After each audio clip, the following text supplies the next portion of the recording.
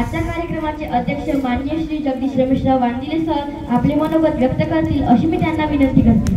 आजच्या कार्यक्रमाचे माननीय प्रमुख पाहुणे रवींद्रजी रोडे सर यांनी खूप समर्पक, प्रॅक्टिकल आणि नीडेड म्हणजे आजच्या काळात जे गरज आहे असं परफेक्ट मार्गदर्शन केलं। त्यांचे प्रत्येक मुद्दे, प्रत्येक पॉइंट हे तुमच्या कामात येऊ शकते असं मला ऐकताना वाटलं। त्यामुळे तुम्ही त्यांच्या जे काही ते बोलले त्या बोलण्यावर थोडा विचार करा आणि काही मुद्दे दिमागात घ्या। आज 26 जानेवारी 2025 हा दिवस आपण इथे सेलिब्रेट करत आहोत। आता हा दिवस आपण का सेलिब्रेट करत आहोत याच्याबद्दल 2 मिनिटं 3 मिनिटं बोलणार आहोत आपण। तत्पूर्वी आजच्या कार्यक्रमाला लाभलेले कार्यक्रमाचे मंचावरील मान्यवर, प्रमुख पाहुणे तसेच या कार्यक्रमाला लाभलेले कार्यक्रमाचे प्रमुख पाहुणे आणि या संस्थेचे अध्यक्ष किशोररावजी गुजरकर हे खरंच विद्यार्थ्यांना बेस्ट पैकी बेस्ट कसं देता येईल, त्यांच्याकरता कोणत्या कोणत्या फॅसिलिटी देता येईल, आपल्या टीमला कशी मदत करता येईल, त्यांची टीम आणि त्यांचे शिक्षक आणि त्या माध्यमातून आपले विद्यार्थी कसे घडतील याकरता अहोरात्र ते विचार करत असतात, वेगवेगळे प्लॅनिंग आखत असतात। त्यामुळे त्यांना मी धन्यवाद देतो। त्याच प्रकारे या कार्यक्रमाचे माजी सचिव, या संस्थेचे माजी सचिव आगासकाटे साहेब, देवडे सर, तेलरांदे साहेब, पडवे सर, माझे शिक्षक पडवे सर आणि समोर बसलेले सर्व विद्यार्थी मित्रांनो आणि गावकरी यांना मी स्वागत करतो। कारण विषय हा आहे, विषय इथे खूप महत्वाचा याकरता आहे की या सर्व घटनेमागे सर्वात महत्वाचा केंद्रबिंदू कोण आहे सांगा बरं। हे सर्व लोक इथे कशाकरता आलेले आहेत? What is the reason behind it they all gathered here? याचा केंद्रबिंदू कोण आहे? याचे प्रमुख लोक कोण आहे ज्यांच्याकरता एवढा मोठा तामझाम इथे उभा केला गेला? कोण आहे? कोण आहे? तुम्ही आहे। तुम्ही आहे का नाही? तुम्ही केंद्रबिंदू आहे आणि तुम्हाला घडवण्याकरता इथे सर्व यंत्रणा काम करतात, तुम्हाला घडवण्याकरता, बरोबर आहे का नाही? मग सांगा, जर तुम्हाला घडायचं असेल, हे सर्व लोक तर प्रयत्न करतायत, पण जो व्यक्ती घडणार आहे, ज्याला स्वतःला घडवायचा आहे, त्याने मात्र तप केला पाहिजे, त्यानं मेहनत केली पाहिजे, त्यानं परिश्रम केला पाहिजे, आहे ना? देशाला स्वातंत्र्य मिळालं, राज्यघटना अंमलात आली, तर काही लोकांनी त्याग, बलिदान केला, संघटित झाले, संघर्ष केला का नाही? तेव्हा त्यांचं नाव इतिहासामध्ये कोरलं गेलं।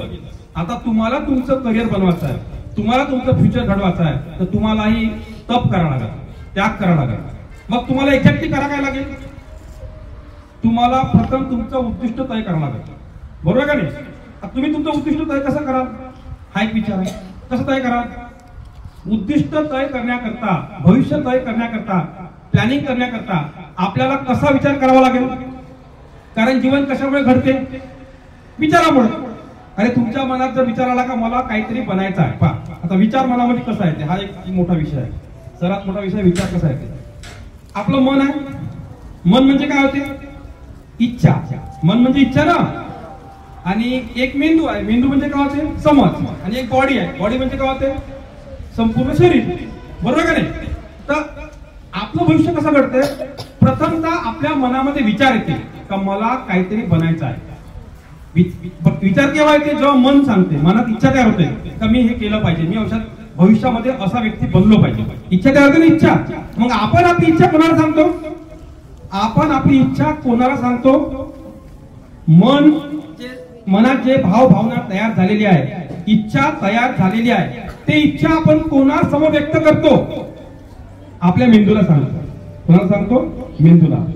आणि मेंदू एवढा सक्षम आहे, एवढा ताकदवर आहे, इतका पॉवरफुल आहे का जे गोष्ट मेंदूला, मनाने मेंदूला सांगितली ती गोष्ट मेंदूला पूर्ण करावी लागते। जर तुमच्या मनात जिलेबी खायची इच्छा झाली तर तुम्ही मेंदूला सांगता, मेंदू मग दिमाग लावते, जिलेबी कुठं भेटते, खिशात पैसे आहे का, सायकलनं जायचं आहे का, पैदल जायचं आहे, गाडीनं जायचं आहे का, कोणत्या मैत्रिणीला सोबत घ्यायचं आहे, हे सर्व मेंदू तय करते। मेंदू शरीराला सिग्नल देते, शरीर ऍक्शन घेते आणि ते टार्गेट पूर्ण होते का नाही? फक्त नाही का आपल्या मनाचा आवाका मोठा करावा लागेल, तुमच्या मनात इच्छा तयार करायला लागेल की मला जीवनात काहीतरी बनायचं आहे. आणि तुम्ही पहा, असं नाही ग्रामीण भाग, जगातले जेवढे महान व्यक्ती बनलेले आहे ते मॅक्झिमम लोक खेड्यापाड्यातलेच आहे. एक्झाम्पल तुम्हाला सांगतो, तुम्ही भारताचे राष्ट्रपती APJ अब्दुल कलाम पाहिले. रामेश्वरम नावाचं एक गाव आहे, ते समुद्राच्या भोवताल आहे, त्याच्या भोवताल समुद्र आहे आणि खूप मोठा ब्रिज आहे. त्या ब्रिजतून त्या समुद्राला त्या भागाला क्रॉस करून त्या बेटावर जावं लागते. तेवढ्या खेड्यातला व्यक्ती लहान वयापासून पेपर वाटायचा, छोटे मोठे कामं करायचा, तो राष्ट्रपती बनला की नाही? म्हणजे त्याच्या मनामध्ये एक भावना तयार झाली असेल, विचार तयार झाला असेल, त्याने मेंदूला सांगितलं असेल, मेंदूने ऍक्शन घेतली असेल, 10 घंटे 15 घंटे तो कामी लागला असेल आणि त्याने तो टार्गेट अचीव्ह केला असेल. बरोबर आहे का नाही? जगातला महान व्यक्ती डॉक्टर बाबासाहेब आंबेडकर, ज्यांच्यामुळे आपल्याला देशात स्वातंत्र्य, समता, न्याय, बंधुता आणि शिक्षणाचे राईट्स मिळाले आहेत, जगण्याचे राईट्स मिळाले आहेत, भाषण देण्याचे राईट्स मिळाले आहेत. आपण आज फ्रीमध्ये फेअर एज्युकेशन घेत आहोत, हे विश्वरत्न महामानव डॉक्टर बाबासाहेब आंबेडकरांकडून घेत आहोत. बरं, त्या व्यक्तीचं लाईफस्टाईल काय होतं? तो व्यक्ती एवढा ग्रेट कसा बनला? त्याच्या सुद्धा कुटुंबात, बाबासाहेबांच्या कुटुंबात एकही व्यक्ती शिकलेला नव्हता. त्यांच्या समाजामध्ये सुद्धा एकही व्यक्ती शिकला नव्हता. बाबासाहेब आंबेडकर हे त्यांच्या कुटुंबातले 14 नंबरचा मुलगा आहे, 14वे रत्न आहे. फक्त त्यांचा पॉझिटिव्ह पॉइंट हा होता की त्यांच्या कुटुंबामध्ये त्यांचे वडील हे ब्रिटिश मिलिटरीमध्ये एक छोट्याशा पदावर होते आणि ब्रिटिशांनी भारतामध्ये शिक्षण आणलं होतं. म्हणून त्यांना वाटलं की माझ्या मुलाला शिक्षण दिलं पाहिजे. ते शाळेत गेले. शाळेत त्यांच्या हाल झाले, त्यांना वर्गात नाही बसत नव्हतं. त्यांना पाणी प्यायला सुद्धा मनाई होती.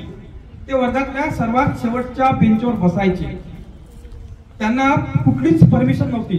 तरी पण त्यांच्यामध्ये एक लालसा तयार झाली, चांगले विचार ऐकून, का मी काहीतरी बनलो पाहिजे, काहीतरी घडलं पाहिजे. त्यांनी तपश्चर्या केली, मेहनत केली.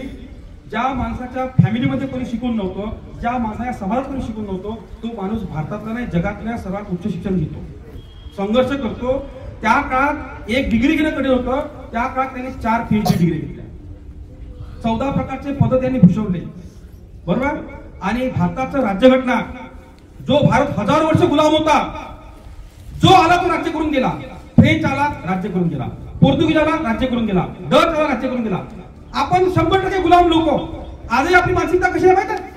सांग पाटला का करू, उपर पराठी पेरगू. म्हणजे कोणीतरी सिग्नल देईल, कोणतरी सांगेल की आपण काम करू. आपल्या बळावर, आपल्या विचारानं, आपल्या आत्मविश्वासानं आपण मोस्टली कोणतं काम करतो असं कधी होतच नाही. तो आत्मविश्वास तुम्हाला जागृत करायचा आहे.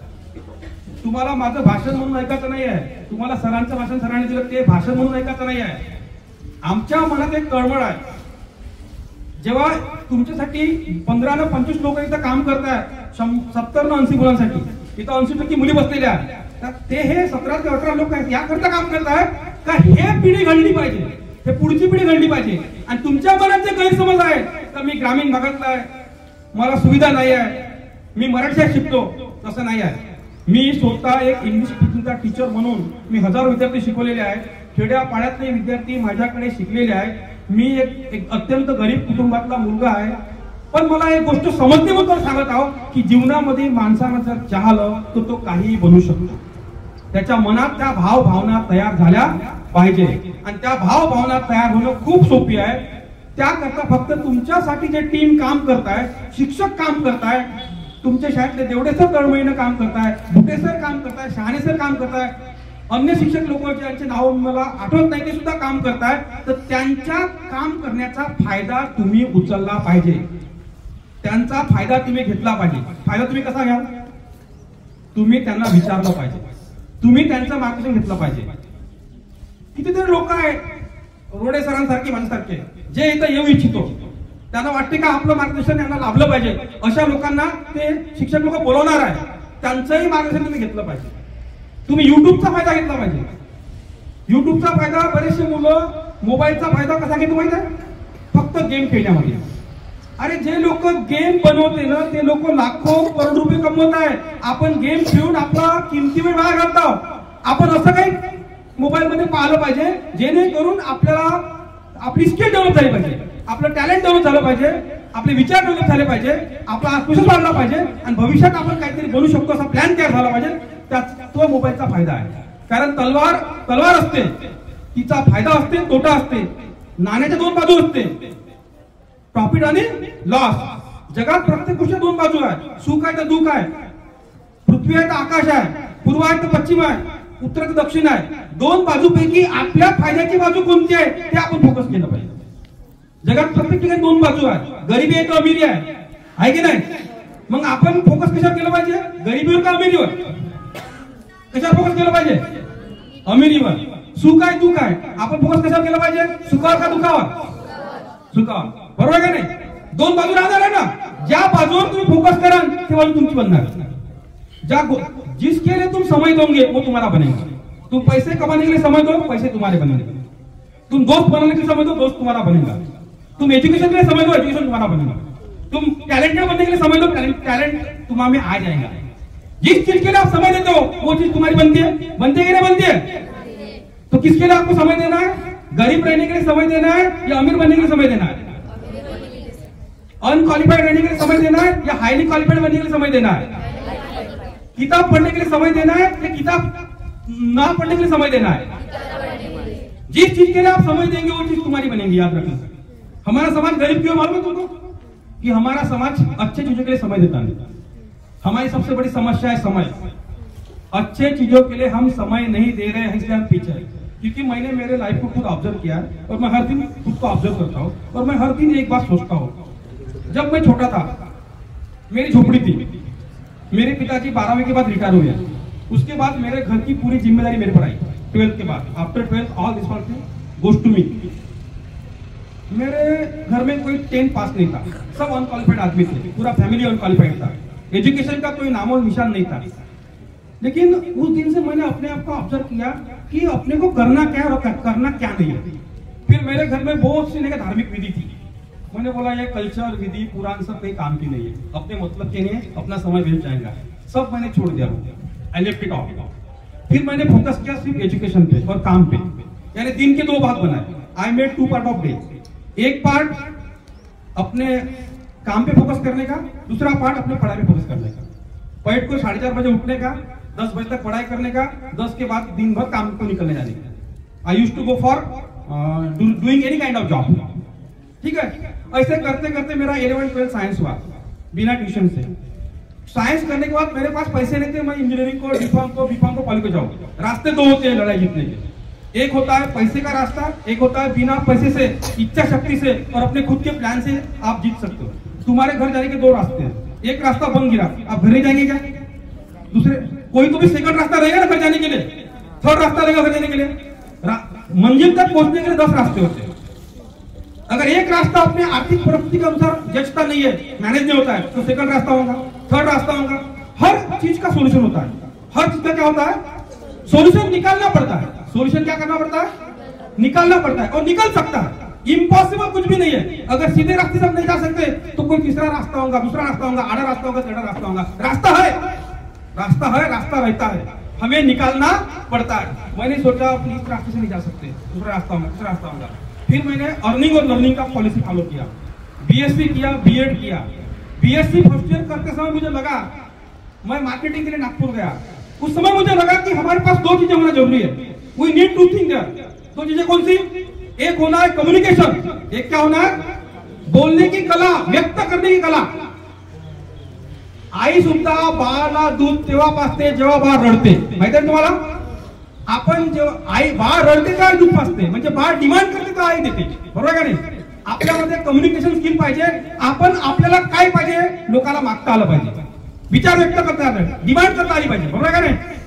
समजा तुम्ही सरांना म्हटलं, अध्यक्ष साहेबांना का जेवढे सरांना, सर मला पोलीस बनायचं आहे, सर मला उद्योगपती बनायचं आहे, मला असे माणसं द्या, त्यांचा व्हॉट्सअप नंबर द्या, त्यांच्या ग्रुपमध्ये मला ऍड करा, तर त्या ग्रुपमध्ये त्या प्रकारचीच नॉलेज भेटलं पाहिजे, त्याच प्रकारची इन्फॉर्मेशन आली पाहिजे.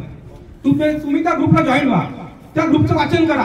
तुमच्या मेनूमध्ये ते विचार आपोआप दिवस रात्र घोळणं सुरू होते आणि त्या अँगल तुम्ही काम करणं सुरू करता की नाही? पण तसं तुम्ही म्हटलं पाहिजे ना, तुमचे विचार मांडले पाहिजे ना, का मला हे पाहिजे म्हणून. तुम्ही म्हणता तुमच्यामध्ये कशी भावना आहे बऱ्याचशा लोकांच्या देशामध्ये, नसीब असे कुछ नहीं होता दोस्तों, जो आपण सोचते वही होता है. आपल्या हाती आहे आपल्याला काय बनलं पाहिजे. नशिबानं, देवानं, धर्मानं यानं कोणीच मोठा बनत नाही. मोठा बनते आपल्या कर्तृत्वानं. कशाला बनते मोठा? आणि कर्तृत्व तुमच्यापाशी आहे. निसर्गाने तुम्हाला ब्रेन दिलाय, तुम्हाला 2 हात दिलाय, 2 पाय दिलाय, डोळे दिलाय, सर्व अर्गन संगीन दिलाय. आज विकलांग लोक काहीतरी करते. तो स्टीफन हॉकिंग होता, तो सायंटिस्ट होता, त्याचा हात नव्हता, पाय नव्हता, काही फक्त ब्रेन सांगत होता. त्या ब्रेनच्या भोवतानं जगाचा टॉप मोस्ट रिसर्च केले. बरोबर का नाही? अरे बाबा, इम्पॉसिबल गोष्ट जगातली कोणतीच नाही आहे, सर्व पॉसिबल आहे. फक्त तुमच्या मनात फिलिंग तयार झाल्या पाहिजे, हे गोष्ट होऊ शकते, मी करू शकतो. बरोबर का नाही? आणि हे पॉसिबल तेव्हा आहे जेव्हा तुम्ही चांगल्या चांगल्या लोकांचे युट्यूबवर घ्या, फेसबुकवर घ्या, इंस्टाग्रामवर घ्या, रोडे सरांसारखे सर बोलवून घ्या, देवडे सरांपासून घ्या, मार्गदर्शन घ्या, सरांपासून घ्या, फडे सरांपासून घ्या, असे 101 तज्ञ बसले त्यांच्यापासून घ्या. तुमचा एम तय करा. तुम्हाला मार्गदर्शन भेटणार आहे. ग्रामीण भाग, शहरी भाग असा काही फरक आता आलेला नाहीये, कारण टेक्नॉलॉजीमुळे सर्व जवळ आलेलं. हे सब गैरसमज आहे. इंग्लिश शिकण्यासाठीचा काही मोठा विषय नाही आलेला आहे. टेक्नॉलॉजीचा प्रॉपर वापर कसा करता येईल याच्यावर फोकस करा. तसंही जगामध्ये त्याच लोकांना जगावर राज्य केलं आहे ज्यानं टेक्नॉलॉजी प्रॉपरली वापरलेली आहे. बरोबर का नाही? आता बीजेपी निवडून आली ते कोणत्या बेसवर आली? टेक्नॉलॉजीच्या बेसवर आली. त्यांनी टेक्नॉलॉजीचा जास्तीत जास्त उपयोग केला, जास्तीत जास्त मार्केटिंग केली. बरोबर का नाही? बरोबर आहे. मोठमोठे बिझनेस तयार होते कोणत्या बेसवर तयार होते? टेक्नॉलॉजी आणि टीम, टेक्नॉलॉजी आणि टीम. बरोबर का नाही? भारतावर राज्य केलं त्याने कशाच्या बेसवर केलं? इंग्रजांनी काय आणलं राज्य करण्याकरता? आपल्यापाशी तलवारी होते, त्याने बंदूक आणल्या, बॉम्ब आणले, त्याने बारूद आणली का नाही? त्याने टेक्नॉलॉजी आणली ना. टेक्नॉलॉजी आणल्यावर राज्य करू शकले ना. बरोबर का नाही? तर तुमच्यापाशी टेक्नॉलॉजी आहे, मोबाईल नावाची, प्रत्येक खेड्यात पोहोचलेली आहे. प्रत्येक खेड्यात त्या मोबाईल हा खूप मोठा बॉम्ब आहे आजच्या काळातला. ऍटॉम बॉम्ब पेक्षा मोठा बॉम्ब आहे. हा बॉम्बचा फक्त तुम्हाला तुमच्या फायद्याकरता कसा उपयोग करून घेता येईल हे समजलं पाहिजे. या मोबाईलवर जा तुम्हाला बिझनेसमॅन बनायचा, विवेक बिंद्राचे व्हिडिओ काढा. बिझनेस कोणते कोणते कसे करायचे, का प्रकार करायचे, कोणत्या प्रकारचे करायचे, शून्यातून बिझनेस कोणते सुरू करायचे, 10,000पासून कोणते सुरू करायचे, 2 लाखापासून कोणते सुरू करायचे, याचा मायक्रो अभ्यास करा. प्रॅक्टिकली गावात फिरा, त्याच्यावर विचार करा का हा बिझनेस कसा सुरू शकते. 4 लोकांची टीम बनवा. ह्या सर्व गोष्टी पॉसिबल आहे. तुम्हाला एज्युकेशन बद्दल पाहिजे, मॅथचा कन्सेप्ट पाहिजे, मोबाईल मध्ये जा. फिजिक्स पाहिजे, मोबाईल जा. केमिस्ट्री पाहिजे, मोबाईल जा. नाही जमलं सरांची हेल्प घ्या. तुमचा स्मार्ट बोर्ड आहे तो वापरा. ह्या सर्व गोष्टी तुम्ही परफेक्ट करू शकता. फक्त तुमच्या मनात इच्छाशक्ती पाहिजे की मला त्या दलदलीतून बाहेर निघायचं आहे. बरोबर आहे का नाही? मला त्या गरिबीतून बाहेर निघायचं आहे. आणि सरांनी म्हटल्याप्रमाणे परंपरेत नका जगू. जैसे चलता है चलने दो. छोटा होना है, 20 साल का होना है, फिर लड़के वाले देखने आएंगे, फिर शादी करना है. वो पारंपरिक विचार मत करो. वो चलने वाला है, होने वाला है. मैं इस ट्रैक से हटके कुछ अलग बन सकता हूं क्या? मेरे में मेरी एबिलिटी को मैं बेस्ट बेस्ट बेस्ट कैसे इस्तेमाल कर सकता हूं, इस माइंडसेट से काम करो. है ना? नहीं तो बऱ्याचशा मुली स्वप्न पाहते. स्वप्न कैसे पाहते? एक दिन आएगा राजकुमार आएगा और मुझे उठा के लेके जाएगा और मेरा जीवन चेंज हो जाएगा. राजकुमार तुमको उठाने कब आएगा? कब आएगा? जब तुम राजकन्या बनोगे. और राजकन्या तुम कब बनोगे? कब बनोगे? जब तुम अपने पैर पे खड़े हो जाओगे. बरोबर है ना? कोई हवा में कोई राजकुमार को उठा नहीं आएगा. वो राजकुमार भी तुम्हें क्वालिटी देखेगा ना. तो क्वालिटी तुम्हें तब होंगी जब तुम बनाओगे. बराबर है क्या नहीं? है क्या नहीं? समजलं का मुद्दा? आणि समजलं का? माझा मी एक शिक्षक आहो. मला 2-2 तास बोलायची सवय आहे. मी 10 ना 20 मिनिटात कोणता विषय कन्क्लूड करू शकत नाही. पण आता तुम्ही थकलेले आहे. जास्त बोलणं चुकीचं राहील. बरेचसे लोक वाट पाहता का आता सर आपला एंड कसा करते. फक्त मला शेवटचं एकच म्हणायचं आहे, हे राज्यघटना भेटले तुम्हाला 26 जानेवारी 1950 पासून तुमच्यापाशी राईट्स मिळाले. तुम्हाला सोशल राईट्स आहे, आर्थिक राईट्स आहे, राजकीय राईट्स आहे, तुम्हाला विचार व्यक्त करण्याचे राईट्स आहे, तुम्हाला पूजा करण्याचा राईट्स आहे, तुम्हाला प्रत्येक ठिकाणी इक्वल संधी आहे, तुम्हाला प्रत्येक ठिकाणी चान्स आहे. ह्या राज्यघटनेमुळे सर्वात जास्त मुलीला आहे. ह्या राज्यघटनेचा फायदा जे 26 जानेवारी 1950 लागू झाली, त्या राज्यघटने सध्या जिवंत आहे. तिचा फायदा जास्तीत जास्त करून कसा घेता येईल आणि त्या अनुषंगाने जीवनात मोठं कसं बनता येईल याचा विचार करा. इतके बोलून मी माझे 2 शब्द समाप्त करतो.